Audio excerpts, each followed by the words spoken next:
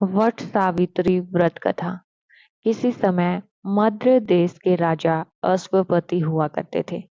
राजा रानी धर्मात्मा थे और इसका प्रभाव रहा कि उनकी पुत्री सावित्री भी उनके जैसी ही स्वभाव की थी। विवाह योग्य हो जाने पर राजा ने सावित्री के लिए योग्य वर की तलाश शुरू कर दी। इसी दौरान एक दिन देवऋषि नारद राजा के पास आए। राजा ने उनसे भी पुत्री के विवाह की चर्चा की। नारद मुनि ने राजा धूमसेन के पुत्र सत्यवान की तारीफ की और उसे विवाह योग्य बताया। सावित्री ने देवऋषि के मुख से जब सत्यवान की तारीफ सुनी तो मन ही मन उसे अपना पति मान लिया और राज्यसभा से चली गई।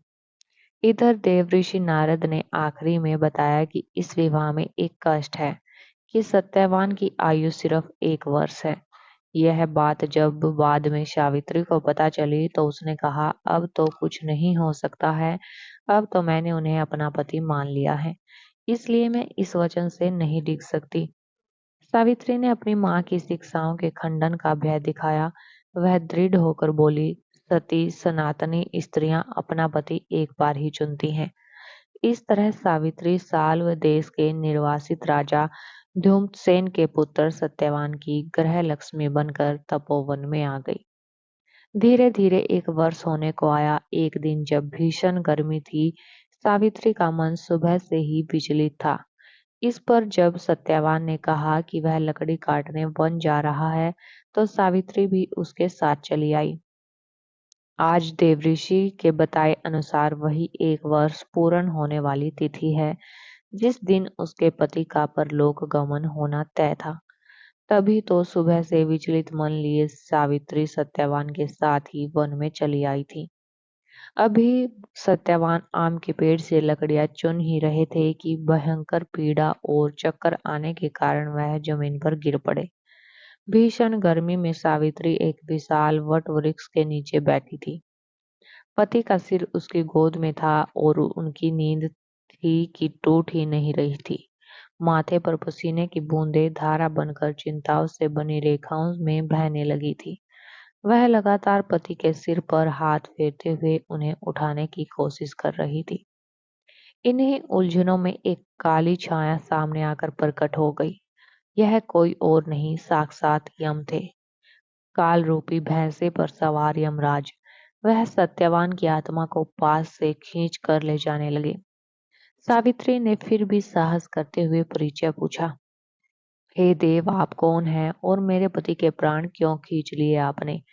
यम ने परिचय देते हुए कहा कि मैं यमराज हूँ। बहुत देर से मेरे दूत काली छाया बनकर तुम्हारे पति के प्राण हरण करने की चेष्टा कर रहे हैं, लेकिन तुम्हारे सतीत्व के कारण निकट नहीं आ पा रहे थे, इसलिए मुझे स्वयं आना पड़ा। इतना कहकर वह चलने लगे।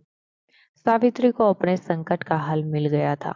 इसके बाद यमराज सत्यवान के शरीर में से प्राण निकालकर उसे पास में बांधकर दक्षिण दिशा की ओर चल दिए।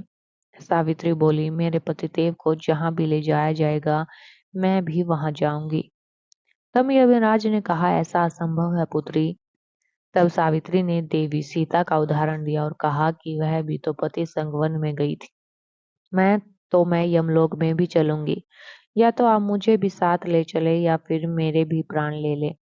यमराज प्रकृति के नियम विरुद्ध सावित्री के प्राण नहीं ले सकते थे। उसे समझाते हुए कहा, मैं उसके प्राण नहीं लौटा सकता, तू मनचाहा वर मांग ले। तब सावित्री ने वर में अपने ससुर के आंखें मांग ली। यमराज ने कहा, तथास्तु। लेकिन वह फिर उनके पीछे चलने लगी। तब यमराज ने उसे फिर समझाया और वर मांगने को कहा। उसने दूसरा वर मांगा कि मेरे ससुर को उनका राज्य वापस मिल जाए। उसके बाद तीसरा वर मांगा, मेरे पिता जिन्हें कोई पुत्र नहीं है उन्हें 100 पुत्र हों। यमराज ने इतना वर देकर सावित्री से कहा, अब तुम लौट जाओ पुत्री। इतना कहकर यमराज चलने लगे। जब वह यमपुरी के नजदीक पहुंचे तो उन्होंने एक बार फिर से घूमकर देखा।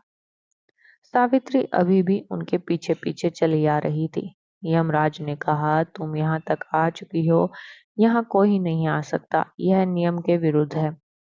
सावित्री अडिग रही। तब यमराज ने कहा, ठीक है, तुम मुझसे एक वर और ले लो, लेकिन इसके बाद तुम्हें लौटना होगा। तब सावित्री ने कहा, मुझे सत्यवान से 100 यशस्वी पुत्र हों। और यमराज ने पीछा छुड़ाने के लिए कह दिया, तथास्तु, ऐसा ही हो। अब यमराज एक बार फिर सत्यवान के प्राणों को अपने पास में जकड़े आगे बढ़ने लगे, लेकिन उन्हें फिर से सावित्री के पीछे आने का एहसास हुआ। तब उन्होंने खींचते हुए कहा, अब तुम क्यों चली आ रही हो? तुम वापस क्यों नहीं लौटती? सावित्री ने कहा, मैं कैसे वापस लौट जाऊं?